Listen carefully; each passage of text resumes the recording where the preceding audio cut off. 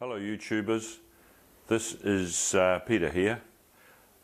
We're got a bike here that's a trials bike. If you don't know what a trials bike is, it's a Fantic 241 and it's built in 1986 in Italy. The Fantic Motor Company produced lots of different bikes: enduro, motocross, mopeds, trials bikes. I even believe they did little go-karts in their time. But this is the one we're going to restore. It came to us because we wanted to, my partner wanted to go in the air-cooled monoshock class in Canterbury here in New Zealand. So it seemed to me like a really good bike to get. We got it for a reasonable amount of money. It was in, I think, very good order. It just needs a bit of a cosmetic make do. Possibly we will start, the most important thing probably in this bike will be the foot pegs. They're too narrow. They're basically in the wrong height for the era, and nowadays you do have them a lot lower and back a little bit more. So we'll make alterations there. I'll go through that, what we're going to do in a few moments. But if you'd like to have a look at the bike, it's, as I say, it's a monoshock bike, one spring here. Telescopic forks, disc brake at the front, drum at the back. This was an era in '86 when drum brakes were going out and discs were coming in. Nowadays it's disc front and back, but that doesn't mean to say that the drum brake was inefficient. In some cases they made a very good job of them. Fantic did a good job with the back brake, but as trials got more and more serious, you needed really strong brakes, so that's why they moved over to the disc. The disc brake on this particular one at the moment is a 4-pot AJP as opposed to the Gramica 2-pot, which I'll show you later. We decided we wanted more braking at the front. The brakes at the back were very good as well, even though they were drums. I'd like to mention with the Fantic motors that their numbering system was reasonably awkward in the fact that, from what I understand, all 212cc motors had a 4-bolt head down here, 4 bolts to hold the head on. They were all designated as 2, and as the years went on, they called them, like this one particular one was 241. Then there was 243, and so forth and so forth. There was another motor that they used, the 250 motor, or in some places like France it wasn't 250, it was 239. They designated the numbers as 3, like 301, 302, 303, 304, and right up to 307 and higher, I think. And they were the 250 models. Now, with this particular bike in the era, they didn't put much thought into their feet position as far as pegs go. I don't know why, but they didn't think that through very much. So the modern thinking now is to have a wide stance peg like this one here. This is a very modern S3, cast aluminium, very light, and it's got studs in there to go into the soles of your shoes. It's angled in a particular way as you can see here, it goes on a carriage that all it is a channel that's welded onto the bike. In modern cases it's a casting sometimes, so it's just a channel where it slips in, and this spring goes on the back edge of the channel, and it sprung loaded. So here it is here. This person has actually used these two bolts here and put this gigantic, possibly 10mm plate on here, and welded on a bracket that goes onto the side. And you can see it's not even spring loaded, it just flops around. It's very, very narrow, so your soles of your feet would get very, very sore with this small amount of area here. Now, we plan to take this off, make a similar one but lighter, and it will come down. This position here is approximately about 25mm too high, because you should theoretically have this face here round about this height here of the sump. So we're going to make a plate up, and it's going to go down lower, and this position here, a little channel is going to be bolted on here, so this bolts on. So it will be sitting possibly around about where I've got it, my foot peg, this new foot peg at the moment, about there. Okay, so that's one of the jobs that we have to do. It's not going to take too much fabrication.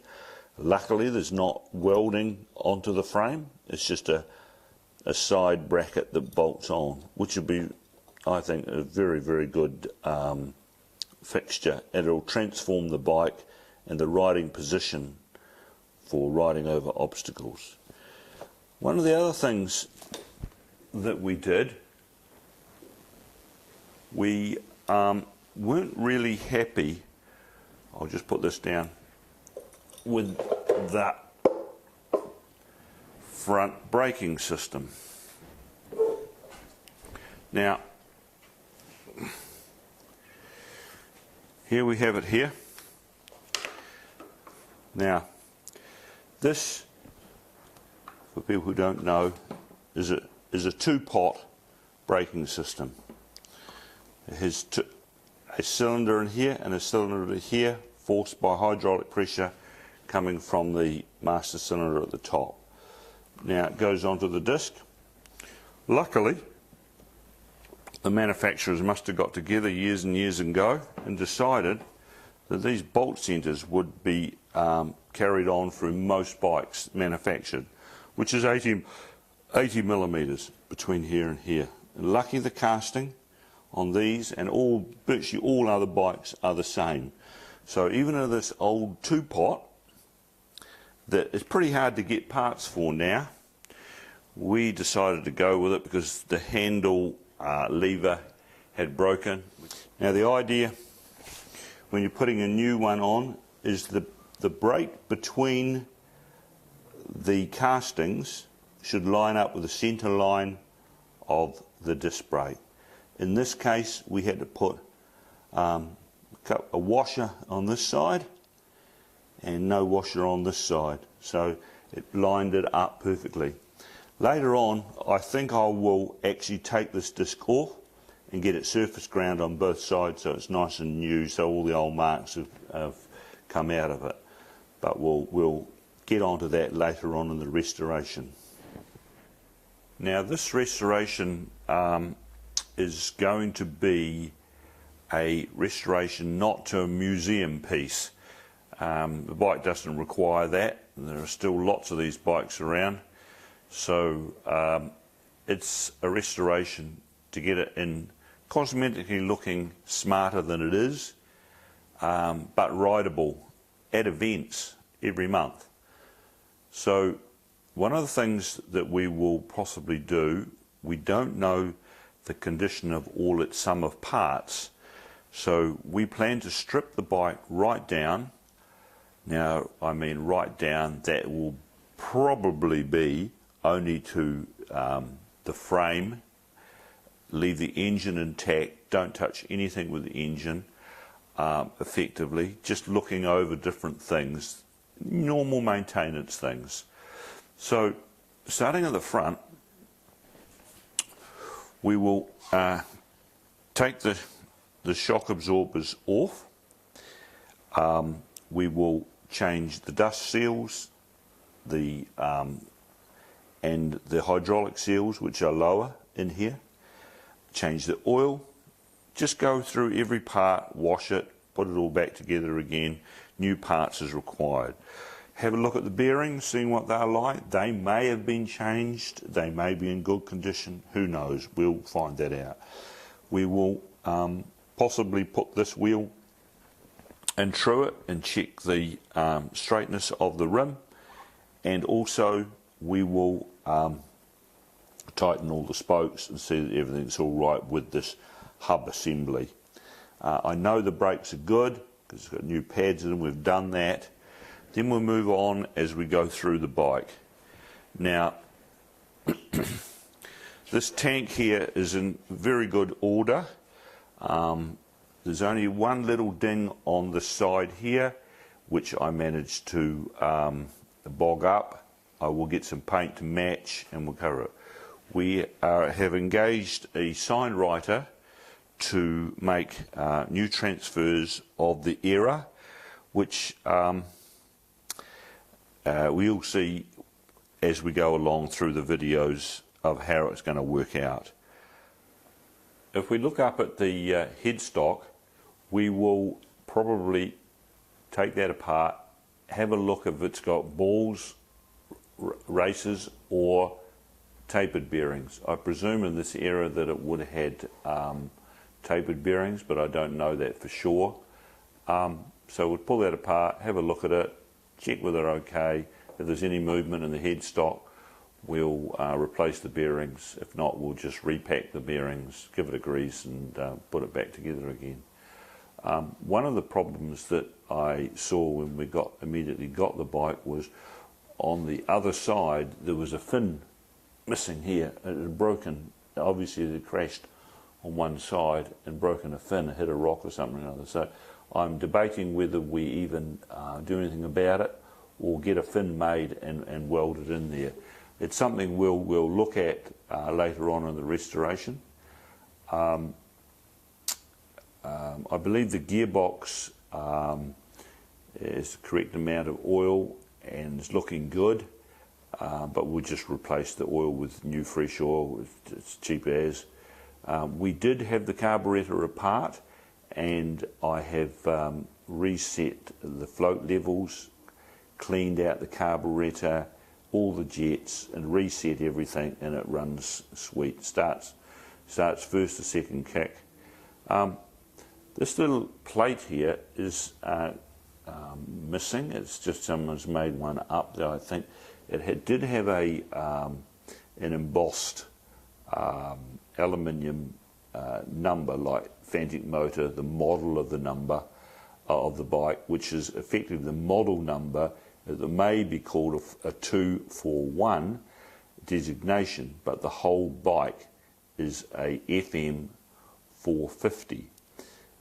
Fantic did this with a lot of their bikes. They called them that. This is a forward kick motor, meaning normally when you kick start on the other side there, you kick backwards. But in Fantic's eyes, or the Italian eyes, they decided it would be just as easy to push it forward. And it works very well, and it's no problem. You just put your foot up and give it a kick forward, and it starts. We will have a look at the swing arm bearings in here. We will have a look at the bearings on these linkages here. There are 3 of them from the shock, which is under here, going down. It goes onto a 3-point linkage. I've had a look in particular drawings, and all I believe is they're just a sleeve that's in there with a bolt going through. Pretty agricultural, I thought, but simple. But we'll have a look at that. I may even drill them out and put in a needle bearing in there. But we'll have a look at that and see how that goes. Might be totally unnecessary, but might be well worth doing as well. This swing arm, I think it was originally grey. You can see a little bit of grey behind there. They've painted it. Obviously they had another paint job in its life, but this is grey according to photographs that I've got. If you have a look back here, this snail cam adjuster on the other side, there's another nut on the other side. They've welded the nut to the snail cam, which is a bit rough and a bit horrible. So I've got some new cam chain snail adjusters which we'll put on here and get rid of these ones here, and have a look at that axle nut and bolt and see what it's like, if we can recondition that a bit.